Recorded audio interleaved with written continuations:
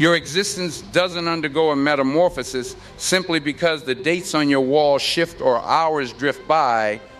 Transformation occurs only when you pivot.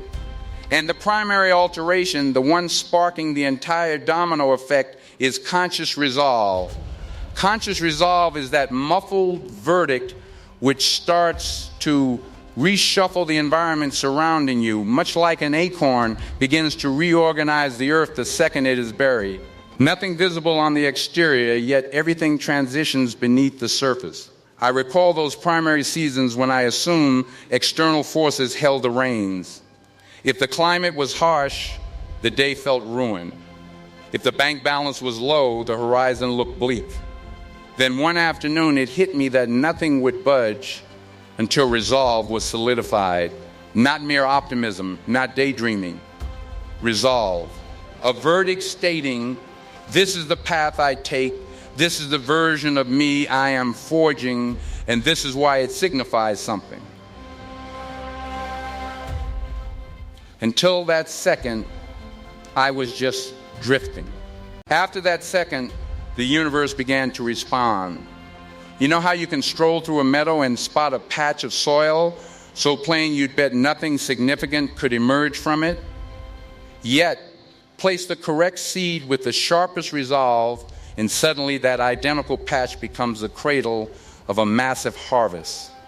The earth remained the same, the seed performed the labor, and that seed was your resolve.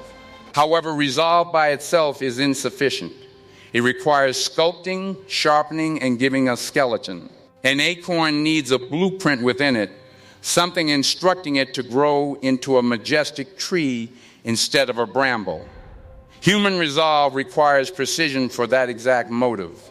Without precision, resolve just lingers there, brimming with capacity but void of a compass. I have encountered individuals who claim they desire a superior path. That is admirable, but a superior path is too foggy to spark kinetic energy. Superior in what manner? Superior relative to what? Superior for whose benefit? The second precision arrives, everything starts to solidify. Suddenly, you aren't merely pining for progress, you are marching toward a concrete goal. And once that occurs, even microscopic movements begin to accumulate massive force. You start standing a bit taller, speaking with more gravity, and vibrating with more intent. You start to feel that the world is no longer crashing into you, you are crashing into it. That is resolve in momentum. The genesis of authority is simply this: choose. Choose which grain you are going to bury. Choose which trail you are going to blaze. Choose what you want your legacy to represent in 5, 10, or 20 years. Don't linger for a bolt of lightning or for the storms to vanish. The storms will never vanish. Life will eternally provide an excuse to stall. But once precision lands, stalling loses its flavor. Resolve is the spark. Precision is the geometry of the blaze. Merge them, and you witness the dawn of a revolution. You have the initial stride toward a life by blueprint instead of by accident. You have the bedrock upon which every other floor is constructed. And once the starting mark is etched, the trek commences, one intentional selection at a time. I discovered early on that if you don't draft your own blueprint, chances are a stranger will shove a plan into your hands, one that doesn't quite fit, doesn't quite move you, and usually doesn't end anywhere you actually want to be. Most individuals don't end up crushed because they aimed for the stars and fell short. They end up crushed because they never picked a target at all. They let the weeks wash them away like debris in a creek, pulled by chores, habits, and the demands of neighbors. You may have observed this in colleagues or kin. You inquire how things are moving, and the reply sounds identical year after year. Not because they crave stagnation, but because they never sat down to choose. And here is the reality: wandering never results in a harbor worth celebrating. A vessel without a rudder might drift, but it won't anchor where the captain dreamed. Living by omission is the same trap. Movement, yes. Advancement, rarely. When I finally realized that the world would not hand me a map, I felt both crushed and liberated. Crushed because I saw how many decades I had wasted on luck. Liberated because I grasped that intentional existence was open to anyone brave enough to pick it. And the pick is easier than most think. It starts with a solitary resolve drawn like a boundary in the dirt. A boundary that declares, from this heartbeat forward, choices will be made with aim, not by whim. A sharp resolve separates the focused from the scattered. Once you pick what your journey is truly about, distractions start to unmask themselves for what they truly are. Not villains, just looters stealing tiny crumbs of clock time, stamina, and focus until nothing vital remains. But the focused person peers through the mist. The focused person declares, this hour counts, this chance counts, this path counts. And once you address yourself that way, the universe begins to collaborate. A clear resolve turns a wandering life into a targeted mission. It is stunning how fast things transition when resolve becomes the sieve. Requests you once took out of boredom no longer tempt you. Chats that used to derail you lose their suction. Even your own justifications start sounding thin. Something inside whispers, you were designed for a more intentional walk than this.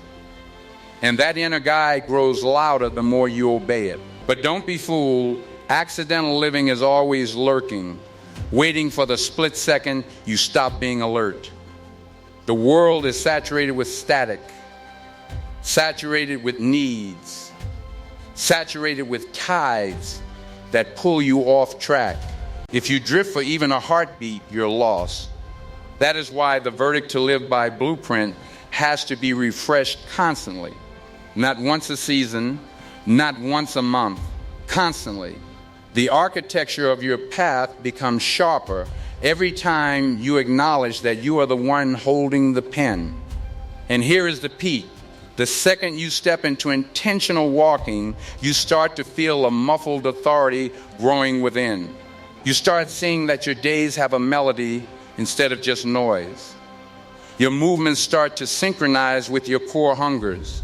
Even tiny wins feel different because they were hunted rather than found by accident. Walking by blueprint doesn't promise a smooth road, but it does promise a significant one. It promises that your advancement will be yours, not the byproduct of drifting into a stranger's script. And once you taste that, once you feel the grit of a chosen trail under your boots, you won't want to crawl back to accidental living again. I've met countless people who claim they want victory, yet when asked what victory looks like to them, everything turns into fog. They talk in cliches, they wave vaguely at the clouds. But foggy hungers have no magnetic pull. Foggy targets yield foggy outcomes.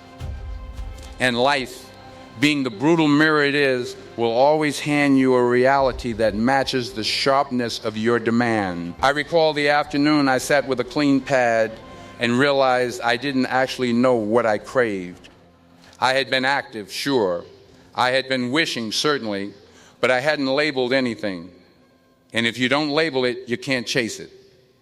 That moment felt like a silent duel with my soul. It was time to get surgical. Not one day, right now. So I started ink on paper, not because ink makes you a genius, but because ink makes you nakedly honest. The paper doesn't tolerate cliches. It demands a definition. It forces you to settle the debate. When I scribbled that I wanted to build a legacy of impact, I had to follow it with impact in what sector? Impact for whose sake? Impact by what deadline? And every reply sharpened my resolve until it felt like a blade in my palm. Precision has a way of converting a wish into a trajectory. Before precision, everything feels like steam, possibilities floating in the oxygen but never becoming solid. After precision, the steam condenses into a tool, something you can grasp and swing. It's not enough to crave a better career. Which career? Doing what specific labor? Earning what specific wealth? Serving what specific cause? Only when the mental image becomes high definition does the brain start to map the coordinates. I often tell students to define their hunger down to the microscopic level.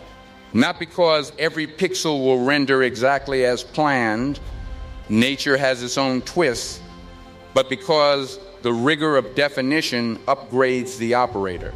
A person who knows exactly what they are hunting walks differently. They speak differently. They enter a room differently. The world detects that certainty and moves out of the way. As I kept writing, I felt something else. The more surgical the target, the more fuel I felt. It was as if my subconscious had been idling, waiting for a clear set of orders so it could stop stalling and start executing. And that is the elegance of precision. It ignites your internal engine. It gives your focus a landing strip instead of letting it hover like a ghost. Some fear labeling their desire because they dread picking the wrong door. But in my journey, the only fatal error is staying in the lobby. Direction can be recalibrated. Trails can be fixed. But you cannot steer a parked car. Better to pick and pivot than to stall and rot. If you've never taken the hour to define your path in ink, I urge you to begin. Script what you truly crave. Not the version that sounds cool to your peers. The version that lives in your quietest room, waiting for permission to be heard. Let the pen make it concrete. Let the pad challenge your guts. Let the process bring your hunger into high definition so your feet can follow. Labeling your hunger is not a daydream, it is the genesis of personal command. It is the floor upon which victory sits. Once you know the what, the how gains color. Choices become simple. Breaks become obvious. Static loses its siren song. And with that precision, the trek takes on a weight of its own. There's a specific flare that ignites in a person's life. The second resolve becomes high definition. You can nearly spot it in their gaze. You can hear it in their tone. Aim starts generating its own kind of voltage. And that voltage starts to elevate every object it nears. I've seen people go from drained to electric. Not because their bank account shifted, but because their aim did. In my early years, I wondered why some weeks felt like lead while others felt like feathers. Why some chores seemed soul-crushing while others felt like a downhill run. Then it hit me. Static drains, precision drives. When I didn't know what I was chasing, every task felt like a chain.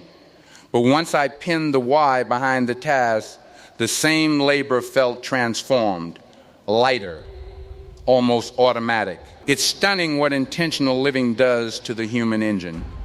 Give a person a surgical reason, and suddenly they discover a reserve of power they didn't know existed. A clear why provides the strength for any how. The long shifts don't feel as grueling. The failures don't burn as long. The minor wins feel like milestones because they are coordinates on a map towards something vital. AIM converts manual labor into a mission. I remember rising at 5 a.m. in those weeks when my targets were finally inked on paper. The dawn had a different scent. Instead of dragging my body into the day, I was pulled into it by the future I had drafted.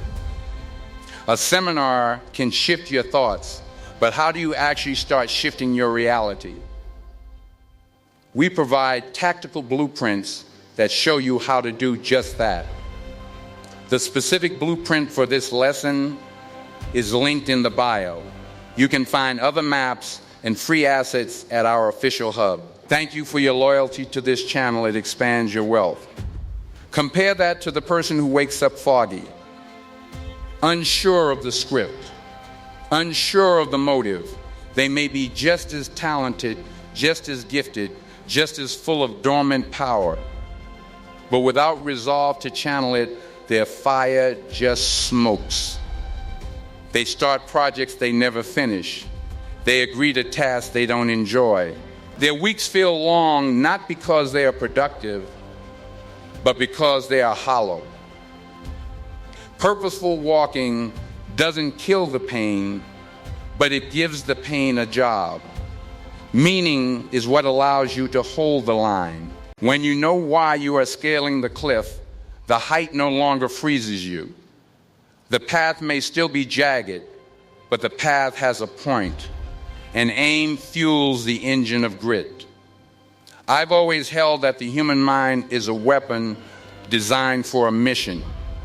When you hand it a surgical mission, it awakens. It begins solving the puzzle, spotting the shortcuts, and sparking the ideas. It grinds while you are awake and keeps sorting the data while you sleep. But give the mind no target, and it begins to eat itself. It grows twitchy.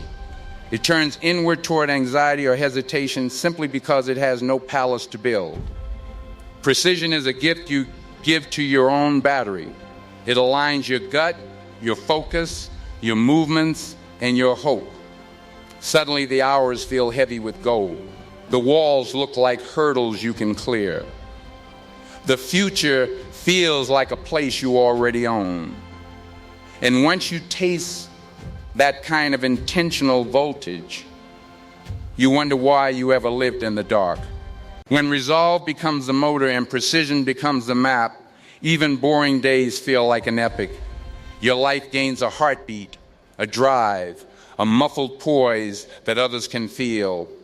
And often that voltage becomes the first flare to the world that you are no longer just a spectator. One of the biggest epiphanies of my path was grasping that authority comes from alignment. Not fortune, not destiny, alignment. When what you think, what you speak, and what you execute all point to the same star, the universe starts to move for you in ways that almost feel like magic. But when those three gears clash, progress stops cold. There was a season when my thoughts were heading north, my words were heading east, and my feet were heading south. I would think about winning, talk about change, and then behave as if I was allergic to effort. That kind of friction creates a rot. You feel it in your mood. You feel it in your bank account. And eventually, you feel it in your soul. It's impossible to fly when half of you is trying to anchor. Precision forces you to fuse those pieces. Once resolve becomes real, you start catching the thoughts that sabotage your targets. You hear the sentences that don't match your hunger. You spot the habits that belong to the person you are trying to kill. Alignment starts with that flashlight, and that flashlight starts with precision. I recall pacing the floor one evening, thinking my dreams deserved a better vocabulary than the one I had been using. If the future I wanted was massive, my talk needed to stop being small. If the targets I had written were gold, my daily output needed to reflect that value. It wasn't about being perfect, it was about being integrated. Integrated thoughts, integrated speech, integrated action. When those three line up, a weird thing happens. You start to trust your own word. You begin to believe your own hype. And once you trust yourself, authority rises. Not a loud ego, but a quiet poise rooted in the fact that you do what you say. Confidence that says, if I think it, I'll say it. If I say it, I'll do it. And that kind of integrity is so rare in this landscape that the world stops and stares. Breaks notice it. Even luck notices it. I've seen people talk themselves out of a win simply because their tongue and their hands never shook hands. They spoke of grit but practiced leisure. They talked of targets but guarded their comfort zones. And soon the world stopped listening. Not to be mean, but based on the evidence. Alignment isn't just for your gain. It signals to the room that you are a serious player. But don't ignore the internal peace. When your thoughts are sharp, your words are aimed, and your actions are locked, you save a massive amount of battery life. No more fighting with yourself. No more lying to the mirror.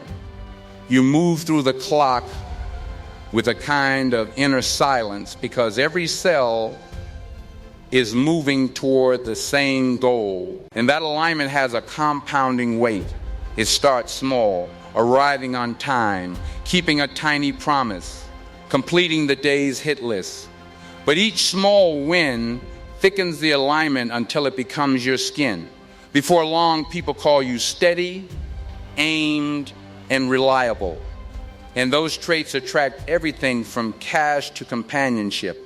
A life pointed at one target has terrifying force. A mind thinking with resolve, a voice speaking with conviction, and hands that follow through. This is the recipe that warps time. Not just forward movement, but high velocity movement. And once you feel the surge of alignment, you won't tolerate a divided heart again. Focus is one of the ultimate disciplines of a warrior. Not the kind that falls in your lap, but the kind you carve out, protect, and polish. Every resolve you set immediately enters a cage match with 1,000 others. Demands from the boss, habits from the past, urges from the phone. And without the whip of discipline, those forces tear your attention apart until even your best plans are just shredded paper. I learned this lesson by bleeding for it. For a long time, I thought a good heart was enough. I thought that once the goal was clear, the road would pave itself. But precision without focus is like a light bulb. It lights the room, but it won't cut steel. Focus takes that same light and turns it into a laser. There were days when my map was brilliant, but my focus was a mess. I would start a legacy project and then let a 30-second text message derail my entire morning. A call, a snack, a random thought, each one seemed small, but together they murdered the day. Hours vanished, and the map hadn't moved an inch. That's when I saw it. Saying yes to static was really saying no to my dream. Precision requires a no. It asks you to settle not just what matters, but what has to die. And most never take the saw to their distractions. They add goals, but keep the dead weight. They want the summit, but keep the heavy boots. Focus is the art of the prune, cutting the branches so the tree can actually grow. I started practicing micro-focus, simple drills, finishing the 1 hour I promised before checking the world, keeping the oath to myself even when the easy exit was wide open, guarding the dawn when my brain was a weapon. And bit by bit, I felt my strength expanding. The more I said not today to the junk, the more lethal my yes became. You can spot a focused person from across the street. There's a gravity to them. They aren't easily shaken. They listen with intent, speak with aim, and act with resolve. Their lives aren't void of noise. They just got better at hitting the mute button. And that is a level of authority most will never know. Focus also brings a weird kind of zen. When you are scattered, your head feels like a beehive. You are everywhere and nowhere, busy but stagnant. But when you lock in, the bees stop buzzing. Your movements align. The day starts to wrap itself around your aim instead of around your interruptions. Of course, the world will try to break your lock. Junk disguised as gold will show up. Noise disguised as news will show up. And that's why discipline has to be your guard dog. It takes guts to reject the shallow. It takes brains to see it for what it is. And it takes precision to remember why the no is a win. Every Titan achievement requires a long, uninterrupted stare at a single point over time. Not a perfect stare, just a consistent one. A tiny bit of discipline repeated daily destroys a burst of hype that dies on Tuesday. Focus stacks. It sharpens the blade, hardens the soul, and converts resolve into physical reality. And once you feel the voltage of deep focus, you guard it like your life depends on it. Because it does. There comes a heartbeat when resolve must leave the dream world and enter the clock world. And that heartbeat is where most people fail. I've always said that your calendar is the only honest person in your life. It shows what you are actually obsessed with, not what you claim to love. It shows what you value, not what you hope for. I recall the first time I put my big dreams next to my actual week. It was a bloodbath. The dreams were epic, cinematic, and bold. The week was cluttered, aimless, and half empty. They weren't even in the same movie. And I saw that unless resolve finds a home in the 24 hours of today, it's just a ghost. The schedule is where the serious people live. Precision without a deadline is a fantasy. You can have the best heart, the best map, and the best hunger, but if it isn't translated into minutes and habits, it's just smoke. The mind owns the vision, but the clock owns the result. When I started pinning my resolve to specific hours, the game changed. Instead of I want to grow, I wrote 6 a.m. to 7 a.m. study. Instead of hoping for wealth, I scheduled the calls, the pitches, and the follow-ups. Instead of dreaming of a better version of me, I carved out the daily blocks of grit that would build him. And it shocked me how stable that felt. Structure turns a wish into a contract. The cool thing about scheduling your resolve is that it forces a fight. If you give an hour to the gym, you've taken it from the couch. And that truth makes you get very honest about what actually matters. It teaches you to spend your time like a billionaire spends capital, carefully, with an eye on the return. Some people hate the clock because they think it's a cage. But the right structure is actually a key. For those who want to master this in a clean environment, there's a link to the deep dive version below. There you'll find a distraction-free guide and a written plan for this exact logic. You can also listen with your phone off. The clock decides and you obey, which frees up your brain to actually be creative instead of just deciding what to do next. I used to wonder how the giants got so much done in the same 24 hours. Then I saw their secret. They enslaved their resolve to the clock. They didn't wait for the vibe or the mood. They scheduled the war. And because they scheduled it, the war was won. And once the wins start stacking, results show up like clockwork. A schedule is also a brutal mentor. It shows you exactly where you are soft, where you lie to yourself, where you follow through, and where you fold. It's a feedback loop for your soul. There's a specific swagger that grows when your resolve and your calendar match. You start to trust your own hands.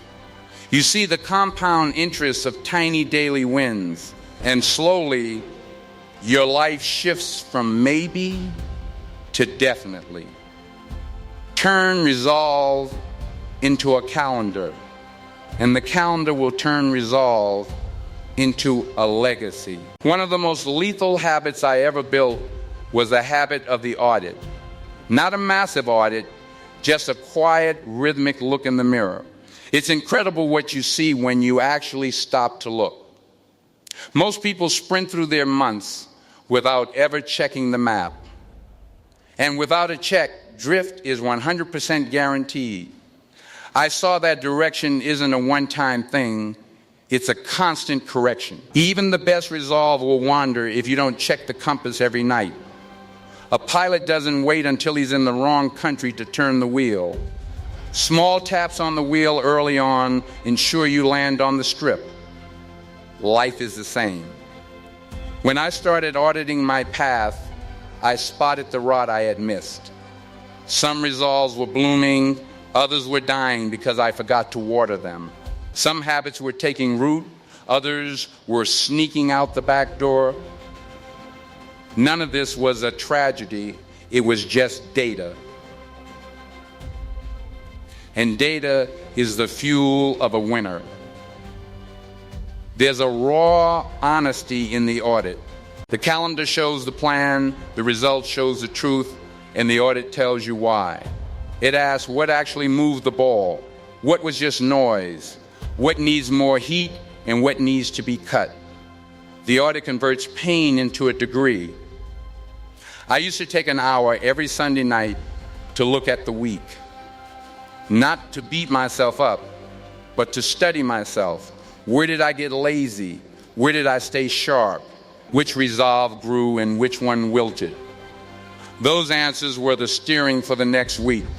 Without that hour, small leaks would have sunk the ship. It's vital to remember that reflection isn't a funeral, it's a strategy. The scout checks the trail not because he's scared, but because he wants to win. He wants to find the traps before they snap. He wants to find the water before he's thirsty. A life of resolve deserves that level of scouting. Auditing also builds a different kind of armor.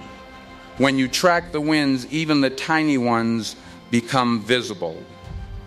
And visible wins are the highest octane fuel on earth. They remind you the grind is working, that the path is real.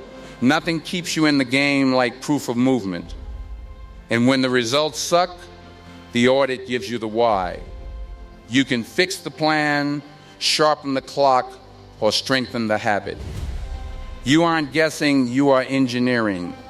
You are drafting your life with a scalpel instead of a crayon.